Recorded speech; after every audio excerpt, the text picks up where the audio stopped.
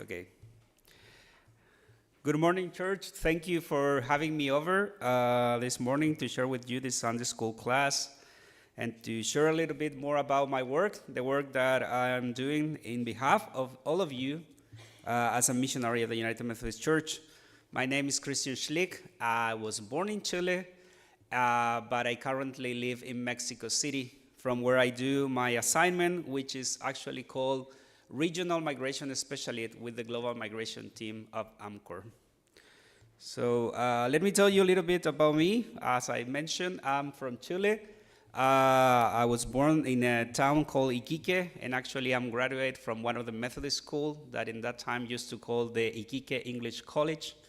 Now it's called Colegio Inglés de Iquique, which is a Methodist school that has been there for more than 130 years. So it has a long history from 1885. Not that much history as this local church, but it has some history. I'm a lawyer by profession. That's my first field of expertise. And years ago, I became a missionary as well. So can we go to the next slide? Sorry.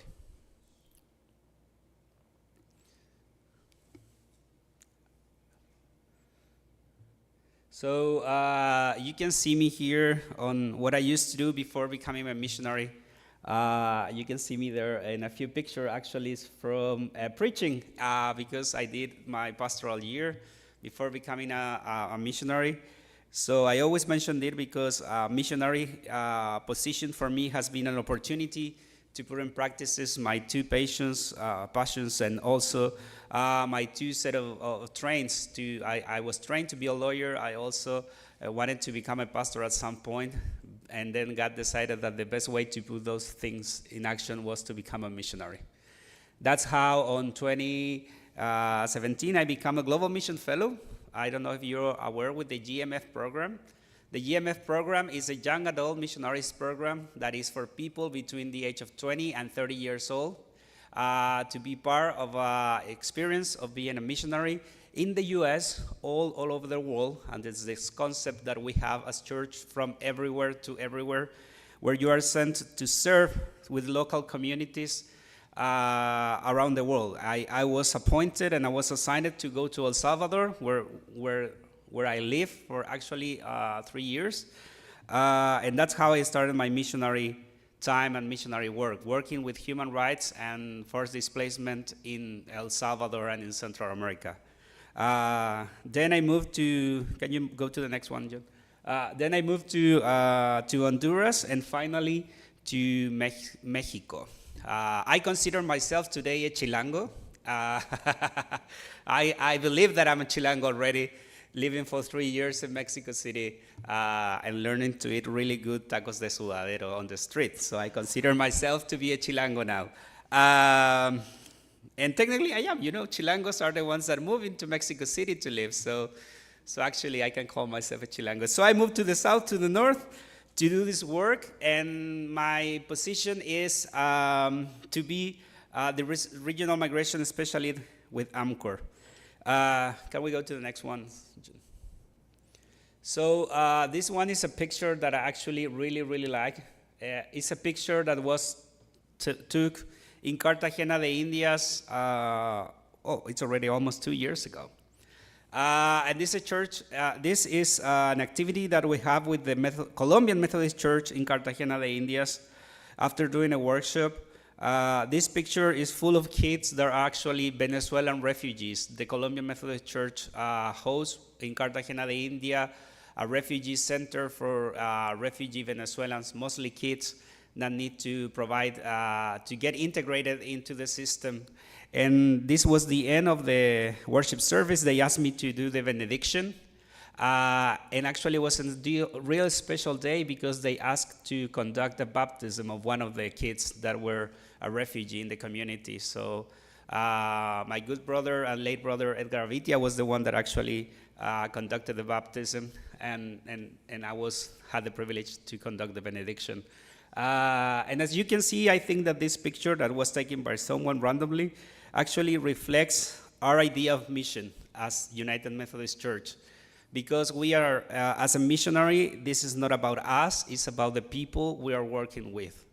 I don't know if you're aware of the mission theology of the United Methodist Church, but we recognize that God is present at every corner of the world, and we as missionaries are sent to work with the communities in what the communities and the local communities actually need. That's what I love this picture, and I think actually shows what our idea of mission looks like. It's not about ourselves being the star, it's about the communities that need to be worked with. And we are called to walk with their communities wherever they are, in whatever they need.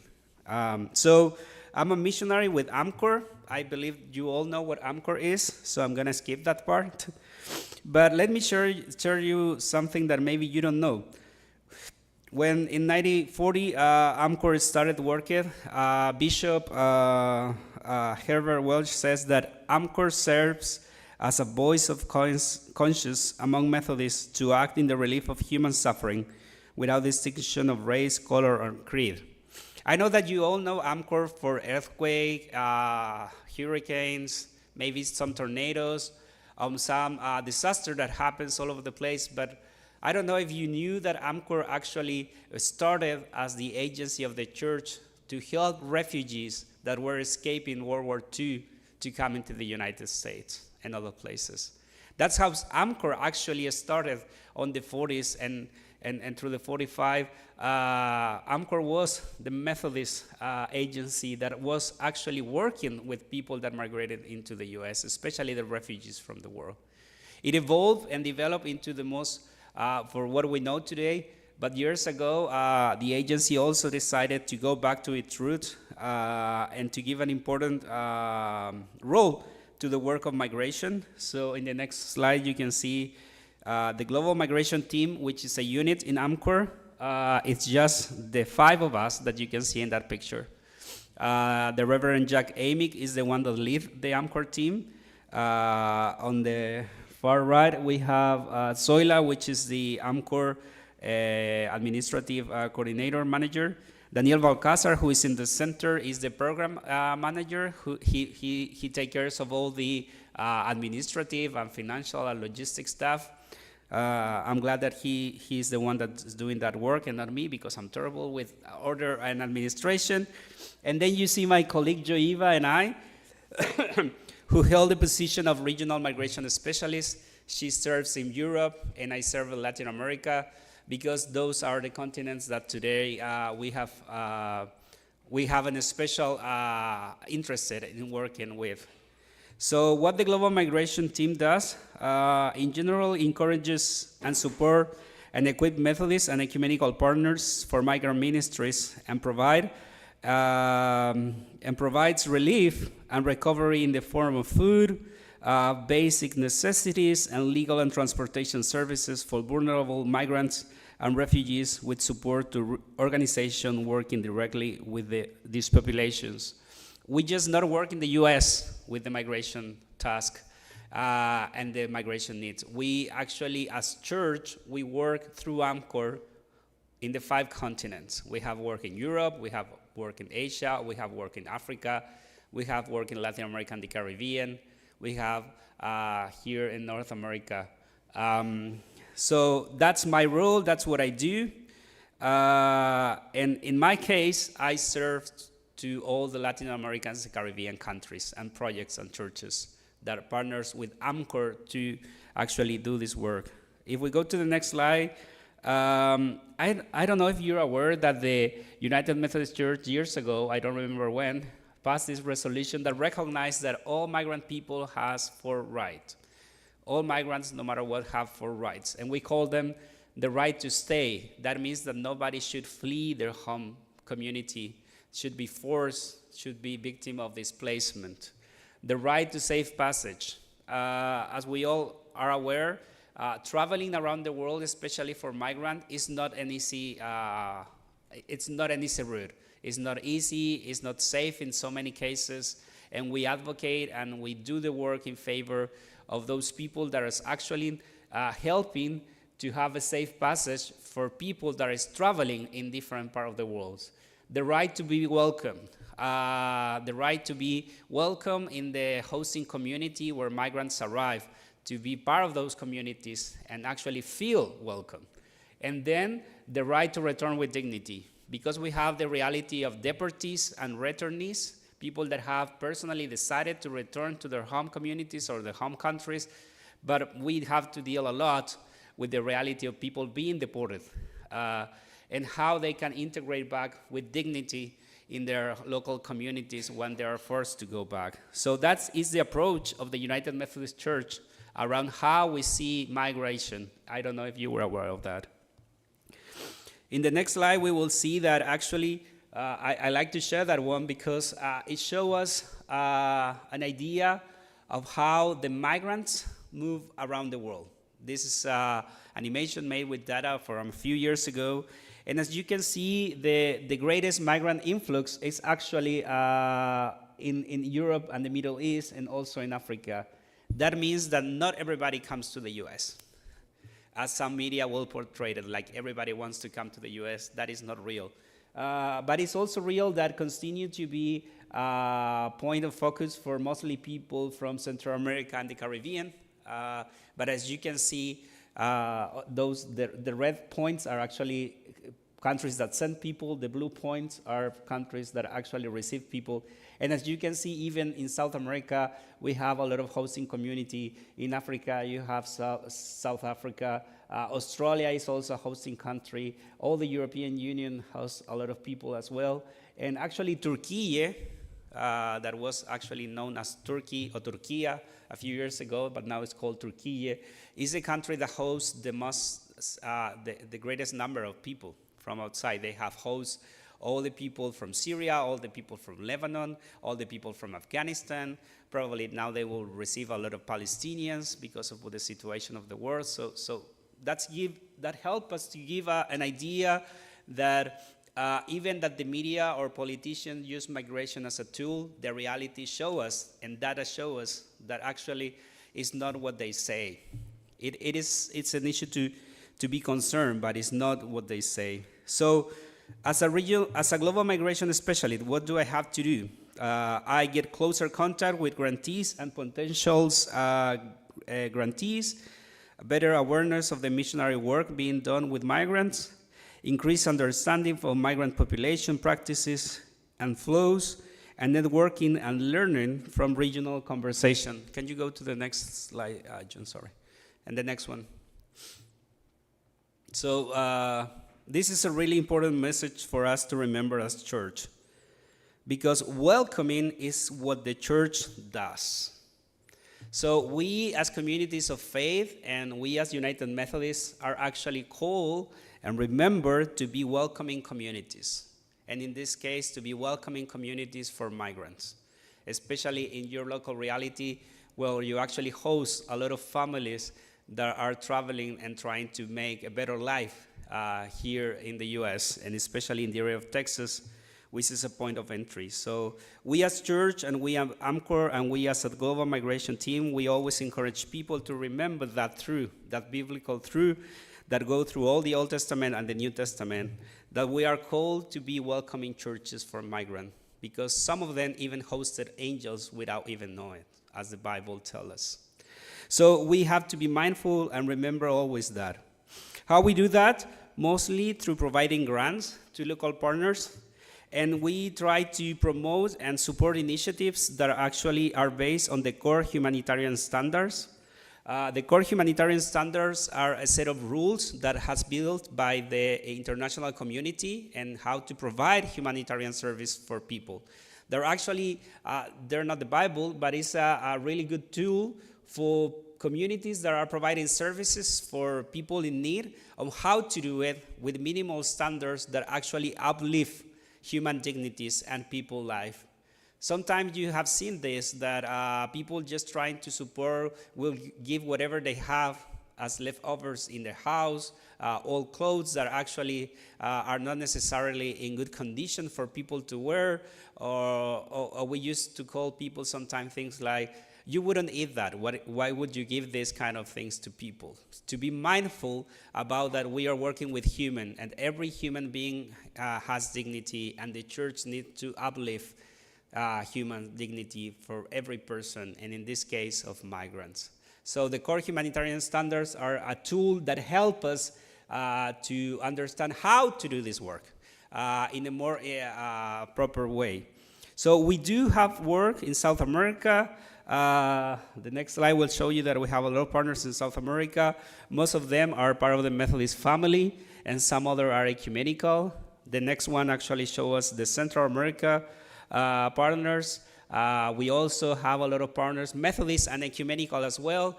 We work with the Lutheran, with the Catholics, with the Presbyterians, with the Anglicans in Central America in an ecumenical way to provide support for people of Central America. And then in Mexico, which is the last country, we have a big presence trying to support people. And as you can see, it's really diverse, not just the Methodist Church and some of the shelters, but to provide support to everybody. Like, for example, Sin Fronteras, which is the green logo in the center, is a non-profit local NGO that is hosted in Mexico City and the north of Mexico that actually provide legal services for people that wants to remain in Mexico and want to work in Mexico. The next slide actually shows us really important information that help us to realize what's the reality today. As you can see, until September 30, 2023, Mexico have processed 112,000 applications of refugees that are trying to stay and live in Mexico.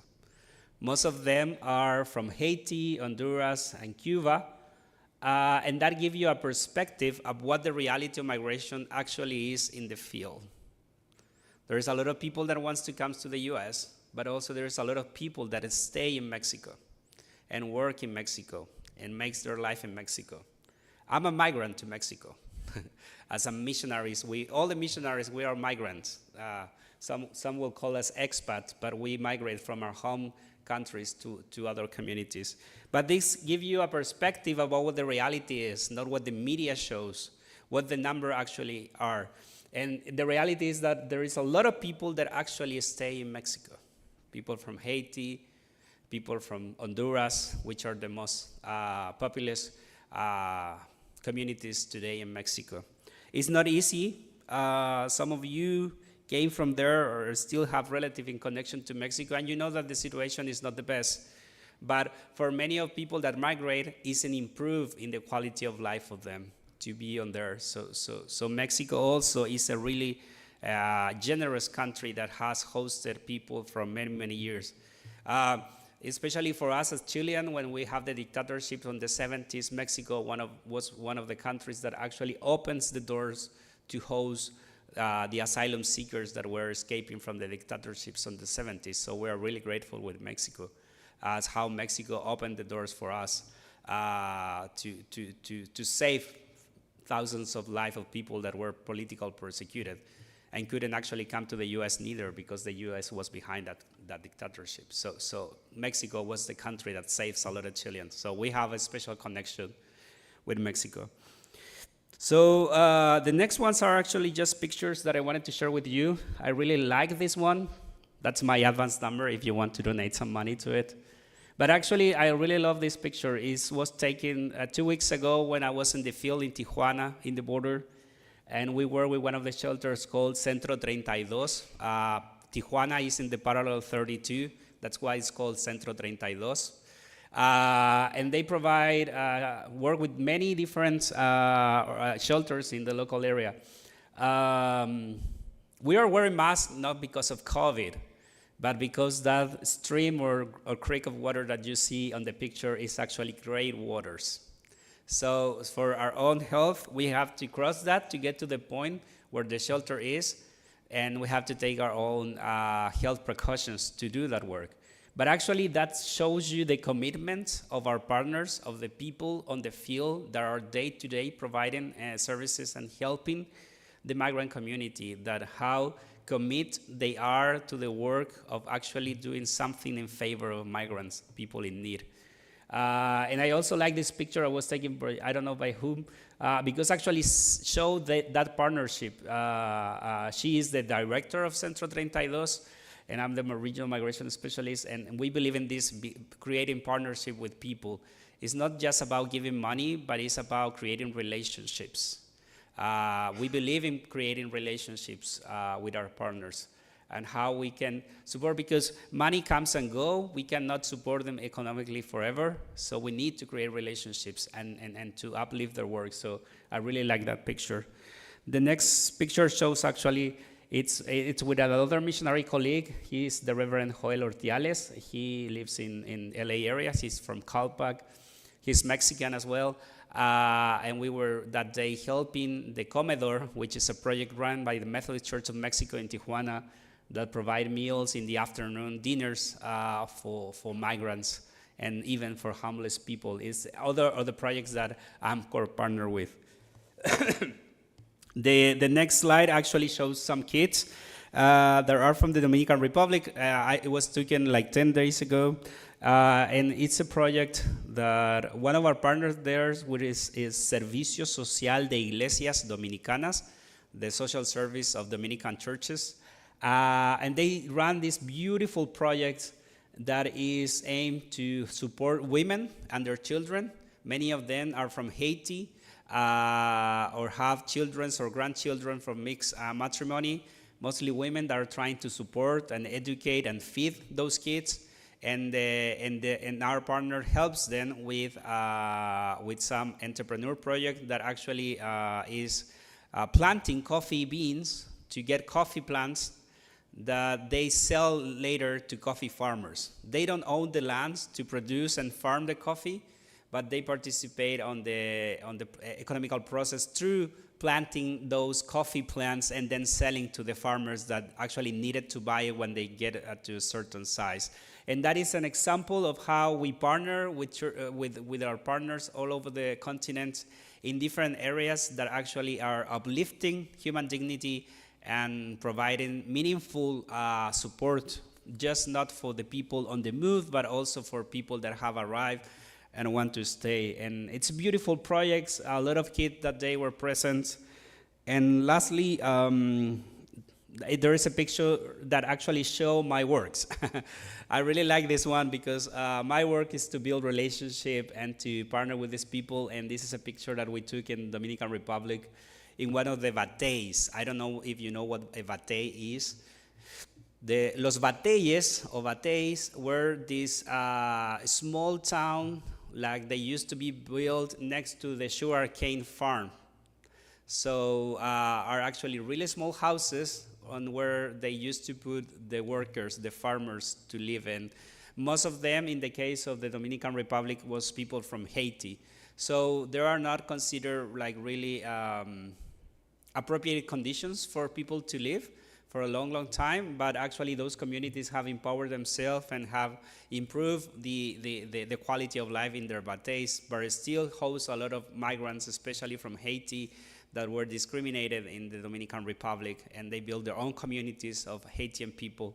It's so sad that it happens. You can maybe relate to that because it's a reality similar to what migrants from Mexico years ago used to suffer here in Texas. People lost their language because of the persecution they suffer. We have kids that actually are born in Haiti that they don't speak Creole because in the Dominican Republic they were discriminated for a long time. And even I was in a community where people of 80 years old mostly, and none of them actually wants to speak Creole because they all have bad memories of when they moved into the Dominican Republic and people used to discriminate to them for not speaking Spanish, which was the Dominican language. And there is a lot of racism around that, that for me as a foreigner is hard to understand. I don't know if you have ever heard the concept of bad hair, pelo malo. And it's a concept they use in the island to say that curly hair, which is more Afro, is considered pelo malo. And that shows you the structural racism that people suffer. So, and that it was because mostly people from Haiti kept their Afros and people from the Dominican Republic didn't. And so people would say, like, if you have like a curly and afro hair, it was a bad pelo malo. I love to share that story because it gives you an idea of the reality on which many of those migrants in the Dominican Republic have to thrive and how brave they were to survive on those conditions and make it. I have pelo malo. If I don't like brush my hair, it's like a mess. So I can relate to that. So how you, as the La Trinidad UMC, can actually get engaged with our work. First, I want to share with you that AMCOR has a program called the Master Seed Grant, which is a small grant aimed for all the local United Methodist churches, not just in the US, but around the world, that provide a 2,000 grant for the church to get involved in some specific and significant and meaningful work with migrants. We are not trying to get the churches to get involved in big things, but actually to learn and to be involved in the local community with some significant activities. Like, for example, last year, some of the grants were, the goal was to provide backpacks from migrant children that needed to start the school year and they didn't have the support to do it. You know that the ones that have children know how expensive it is to get the backpack and all the materials to start the year. So one church decided to do that action with this grant. Others decided to support the work they're already doing, for example, for Afghan families and stuff like that. So I'm also here to invite you to consider. I know that you have a lot of community work and social actions, so maybe add one more in favor of the community, and you can partner with AMCOR and with the greater UMC connection with this small grant, which is the Master Seed Grant. The other way that you can also engage and connect is through the Advance. You know that's my missionary number, so you can always feel free to donate through the website or through a check or through the church treasury, because we as missionaries depend on your support, on the church support. We all as missionaries are called to fundraise for ourselves, but I really love how the United Methodist Church actually does this, because when we fundraise for ourselves, when you donate money for myself, you're actually supporting all the missionaries all over the world. Because we have this collect funds where all the money comes together and help us to support the work of all the missionaries all over the world in a solidarity way that is built where people that is able to fundraise more actually is supporting the ones that are not able to support, to fundraise enough for the missionary work. So I want to express my gratitude again to Reverend Figgins and to Reverend Raquel for actually inviting me to come here to host me. They have been really gracious and feed me really well these days. I arrived on Friday, and Pastor John is a really good cook, and Raquel is really, Pastor Raquel, she's really nice, and I'm really glad to have a time to spend with them at home. So you have really good pastors here, and I'm grateful for that. The other time is that I know if you were aware, but AMCOR Global Migration Team, Global Migration Work, actually has a special advance. That means that you can provide to AMCOR general funds, but you can also support AMCOR migration work if you are interested in working with the migration population. Here in the US, in Mexico, in Central America, in South America, in the Caribbean, in Africa, in Asia, in Europe. So you can actually donate to this special AMCOR Global Migration Advance if you want to support the advance of the work of global migration. Especially for me, it's significant to promote these advances, because when you put money on my advance, you are supporting my work, but also when you are putting money in the AMCOR Global Migration advance, you are actually supporting all of our work and actually the amazing job that the UMC is doing with migrant ministries. So I have the floor open for you to make questions if you feel comfortable, if you want to know more about the work we do, where we do it, how you can get engaged. I'm here to be with you. Oh, Pastor Figgins says that there is a microphone there if you want to do some questions. Or actually, you can move there. Okay, so if they say that because it's being broadcasting, if you can do it to the microphone so people can hear it.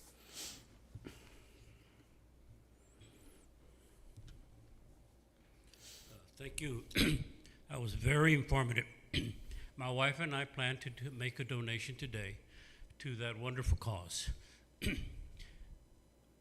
I, in the past, have gone to 3 poor countries, Africa, South America, and the island of Haiti, for medical missions and things like that. This church used to do medical missions in Mexico for a while, and I wish we would get back to that. What I would like to see UMCOR do is, for those countries that you go to and you enable them to sustain themselves, I think those are good projects. Like you showed a picture of some gardening that was being done, or, you know, they were going to plant beans. But if you could give them the wherewithal to grow their own food, that would certainly help these people who are really, really poor, and they don't want to leave their countries, really. I know there's a lot of persecution in many countries now, and I wish conditions for them were better, but they're not. I was in Honduras in '88, and there was no political persecution. But the country, for whatever reason, was giving asylum to a drug kingpin, Rafael Mata. And I think that's where they made a mistake. It started going south after that. So,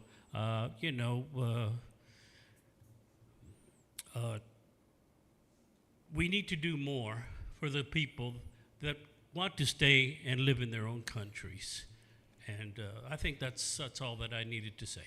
Thank you, sir.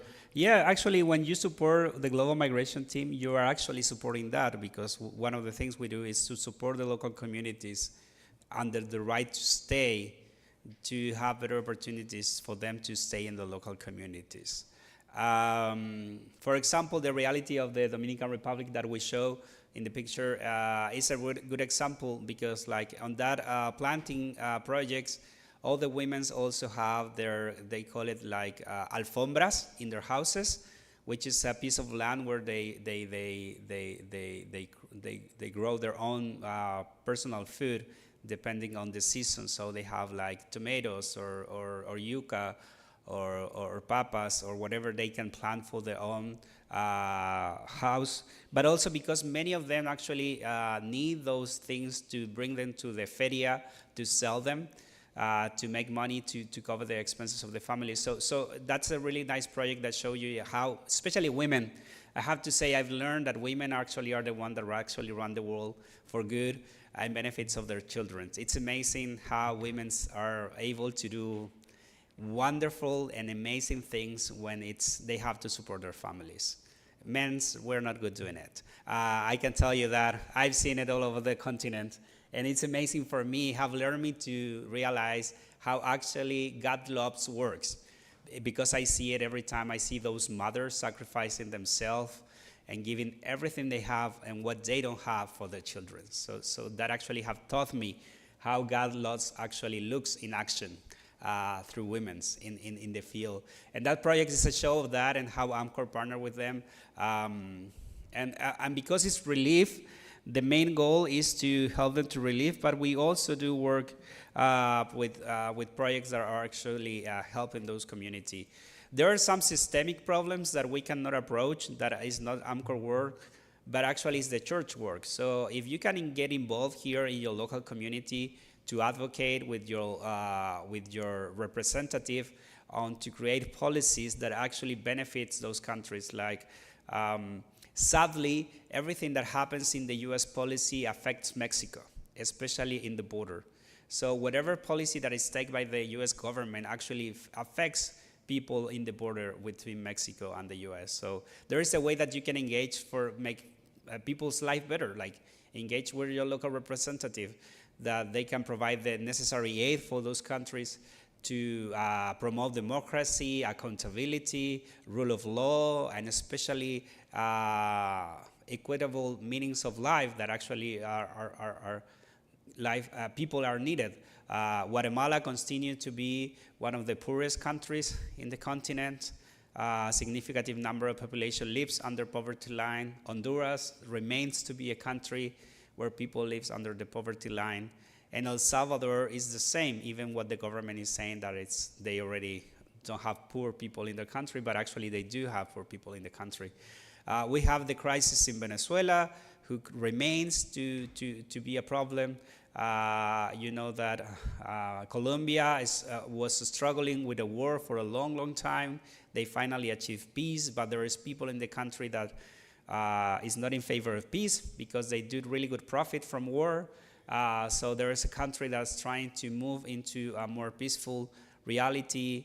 And right now we have the crisis in Peru and Ecuador. Like a few weeks ago, there was an official poll in Peru that says that people under 35, at least 6 people of 10 are under 35, are planning to leave Peru. So what would that mean for have that massive exodus of young people from a country? It's going to be something that is going to affect that country. So we need to also to support those kind of initiatives. And what AMCOR does is to support the Methodist partners, the ecumenical partners that are in the field through those grants and through technical support for them to do the work. Because we cannot do it from here. I cannot do it from Mexico City.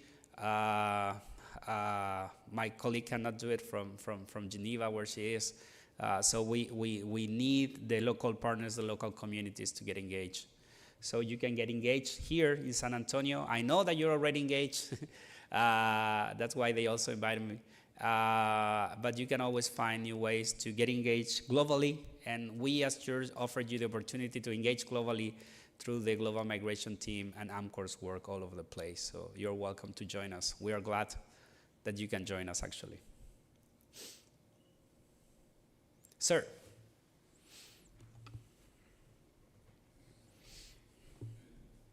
Just briefly, thank you for bringing up this perception that migration is a global problem, particularly like Africa, Europe. There's a perception here in the United States that we're the United States is the only country that has immigration problems and make it, but it's basically all over the world. Thank you for bringing that up. Second question, how do you deal with the criminal elements that victimize these migrants, traffickers, gang members? How do you deal with them? I personally don't have to deal with them now. When I was in El Salvador, I had to deal with them because it was part of my role to be providing support with people that wanted to leave El Salvador as refugees. But our partners deal with that. So the reality is that organized crime have found that human trafficking is a really good business. And for me, it's hard because I'm a lawyer.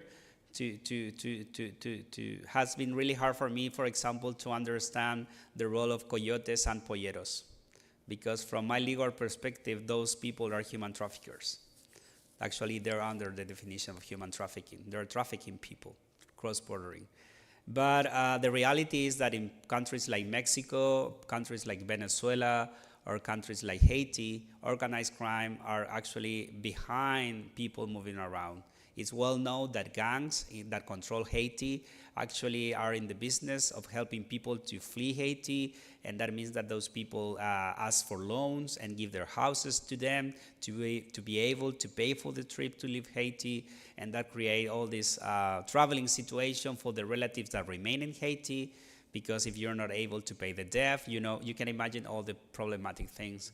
We also know that from Venezuela, there is a criminal organization called Tren de Aragua, which is actually one of the main organized gangs in Venezuela. They are also in the business of human trafficking people from Venezuela and even from Haiti to South America, and actually bring them to Mexico with the idea to cross them to the US. So there you have another example of regional organized crime that have get involved with migration through human trafficking. And most of you have relationship with Mexico, so I don't need to tell you how the situation is in the field. I usually tell people this, like, I love Mexico. I'm a Chilango, so I defend Mexico. And organized crime is a reality present, but it's not national present. You know that the cartels have regional presence, and that means that each part of Mexico have a different dynamic of how interact with cartels, because each cartel has their own dynamics. So the cartel in Guerrero is totally different to cartel in Jalisco, or the Zetas here in the north, or Nuevo Baja California and Tijuana. So their dynamics are different. And that means that our local partners in the field have to adapt to the reality of the local context where they are. In some countries, in some states of Mexico, the cartel just control the routes, or even the polleros and coyotes work for the cartel, are part of the organization. So that put the life of migrants at risk, and we try to support them. But we cannot get involved with that because people are adults trying to make those decisions. Most people still believe that a coyote or a pollero will help them. The reality in data is that actually they don't help that much. We have a lot of problems of coyotes just leaving people in the Mexico side, or just drop them in the border. You know, also all this bad news in the news currently of people that just died in the back of a truck because they didn't have water or air, and they just drop them in the middle of the road. So that's the reality, the challenge that people face. But at the same time, people in the field wants to support people, so they try to avoid to get involved with the organized crime. We have this situation last year in the border in some places where actually the cartel was the one controlling the line to apply in the border. So they told in some places to the churches, don't mess with our business, we don't mess with your business, so you continue to do what you have to do, but we will take care of who is of the line. And people would just put money to get their number in the line. Now with the CBP process, that have changed, but actually shows you how people in the field is really smart, is intelligent, they are creative, they are dynamic, because they keep adapting their work to what the conditions change. And every time that the policies change in the border, that means that actually everything changed. What the cartel gets involved in, because they want to continue managing their business, what the local NGOs and churches can do. Most of them provide feeding people, providing shelter, providing blankets, taking care of kids, but continue to be really, really difficult. We have data from a network called Avofen, which is the network of shelters in Mexico, and they have started registering the practice of coyotes getting to the shelters to recruit people to bring them to the north. But they cannot tell no to the people because it's dangerous for them to tell them in the business of a cartel. So they just have to try to advise people not to do it, but actually they cannot detain people from doing it. So it's the reality of the daily work for people that are actually in the shelter providing the. So I ask you for your prayers for them, especially because they're the ones like in the field dealing with this. So I think we're on time. Yes, Pastor? Yes. So thank you again. Thank you for having me over, for willing me to listen this morning. Muchas gracias, hermanas y hermanos queridos, por su tiempo, por su disposición, por su corazón a la misión. And thank you for giving the time and for being willing to partner with me and with AMCOR and with the missionaries of the United Methodist Church all over the world. So thank you.